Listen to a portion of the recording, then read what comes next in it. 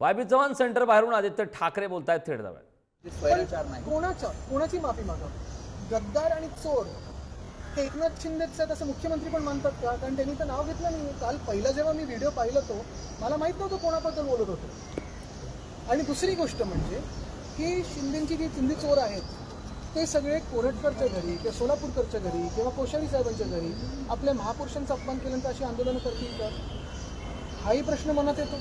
नाही, पण यावर निलेश राणे यांनी म्हटलेलं की बघा आदित्य ठाकरे यांच्याच गँगची ते कचऱ्याकडे लक्ष नाही कधी. पण संविधान दाखवलं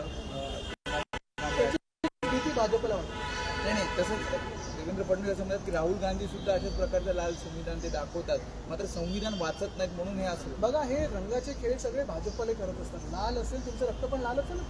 आपल्याला आठवत असेल हीच भाजप आहे जे महाराष्ट्रात शेतकऱ्यांचा मोर्चा मुंबईकडे होत होता तेव्हा त्यांना अर्बन नक्षल आणि माओवादी बोललेले. जे शेतकरी आत्महत्या करत होते, ज्या शेतकऱ्यांची परिस्थिती अजूनही बिकट आहे आणि ज्या शेतकऱ्यांना कर्जमाफी देऊ असं सांगून भाजपने आता फसवलं त्यांच्याबद्दल बोलतात.